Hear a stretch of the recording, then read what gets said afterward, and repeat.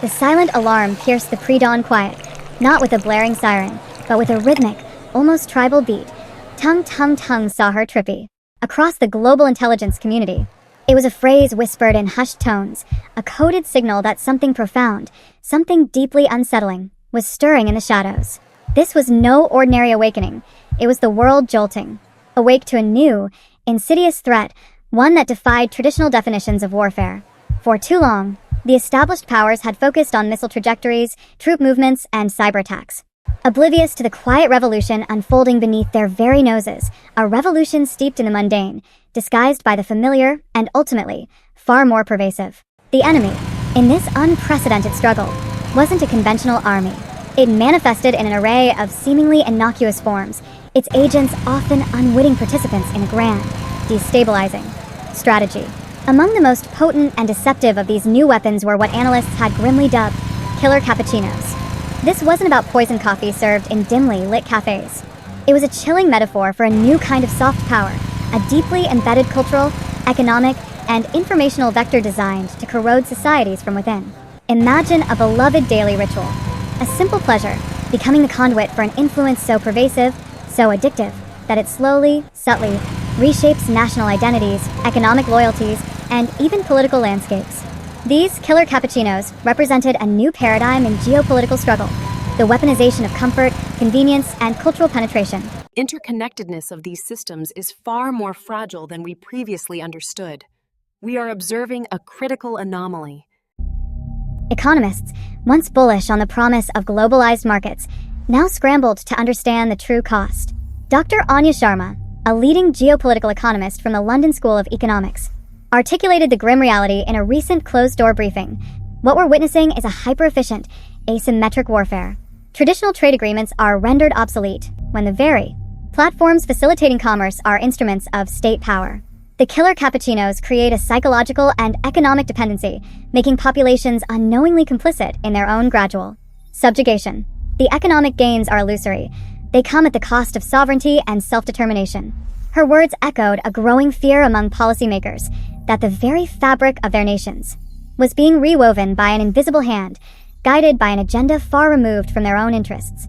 Coordination across various domains, digital infrastructure, financial systems, cultural exports, and even scientific research. Its reach was global, its methods diverse, and its ultimate goal, shrouded in a terrifying ambiguity. Octopusin ta-ta, some analysts whispered, a cryptic phrase found in encrypted intercepts, suggesting a defiant farewell to the old world order. A mocking dismissal of international norms and established power structures. The ta-ta wasn't just a goodbye, it was a declaration of intent, a signal that a new game was being played, with new rules dictated by the octopus. Its agents, often highly educated and deeply embedded within target societies, moved with surgical precision, leveraging social media algorithms to amplify. It was a systematic, strategic dismantling of a rival's societal cohesion and strategic autonomy, all while maintaining plausible deniability. Governments, initially slow to grasp the true nature of this threat, found themselves playing catch-up. Intelligence agencies, accustomed to the clear-cut lines of Cold War espionage, doctrine, every economic policy. Diplomatic cables flew across continents, carrying urgent warnings and desperate pleas for collaboration. The realization dawned that this wasn't just a localized problem in Southeast Asia.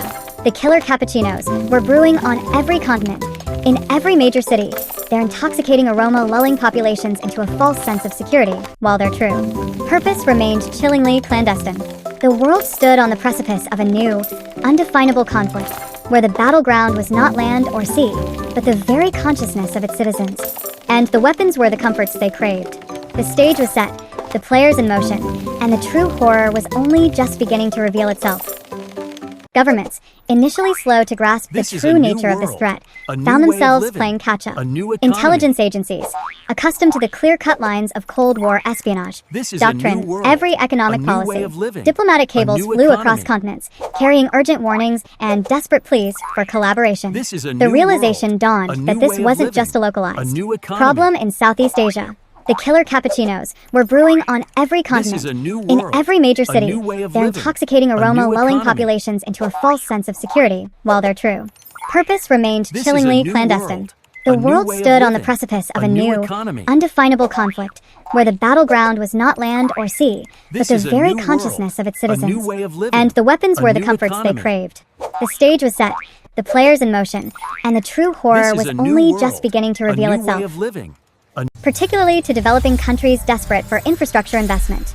But these deals, often shrouded in non-disclosure agreements, came with hidden clauses, preferential data access, long-term resource extraction rights, and geopolitical leverage that went far beyond mere commercial interests. The phrase altriaceae della pelletis, once a seemingly nonsensical fragment within encrypted chatter, was later deciphered by a joint intelligence task force as a reference to a complex financial instrument, a type of synthetic derivative designed to amplify market volatility and create targeted economic collapses in rival economies. It was a sophisticated financial weapon, turning capital markets into another front in the silent war waged by the octopus. The impact on sovereign decision-making was profound. Nations found their policy choices subtly constrained by their deepening reliance on octopus-controlled platforms and infrastructure, a decision to align with. One geopolitical bloc could trigger a sudden, unexplained outage in essential digital services, or a crippling slowdown in critical supply chains managed by octopus-affiliated logistics companies. Battleground. The algorithms of octopus-linked social media platforms, seemingly neutral, were found to subtly promote narratives favorable to its agenda, amplify divisions within target societies. Government institutions. The killer cappuccinos had a mind-numbing effect, creating echo chambers where reality was increasingly subjective and objective truth became casualty. This cognitive warfare was perhaps the most insidious aspect of the octopus's strategy, turning citizens against each other, paving the way for political instability, and making societies vulnerable to external manipulation. The once clear lines between information and propaganda had blurred beyond recognition.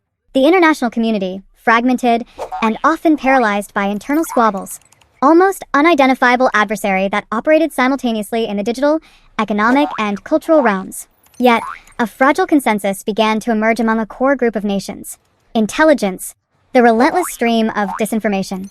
The discovery of the altriaceae della pelletis financial instrument galvanized some of the most powerful economic blocs, sparking an urgent reevaluation of global financial safeguards. The fight back, though slow and arduous, had begun. It was a war of attrition, fought not with bombs and bullets, but with data analysis, diplomatic maneuvering, and the arduous task of deprogramming populations from the seductive, yet ultimately destructive, influence of the killer cappuccinos. The stakes were nothing less than the future of national sovereignty and the integrity of the global order. As the sun began to rise each morning, breaking through the digital haze, the world woke to the stark reality that this silent war had only just begun, and its true cost was yet to be tallied. The shadows of the octopus still loomed large, and the final soar, a chilling echo of its dominance, had yet to be uttered. This is a new world, a new way of living, a new economy.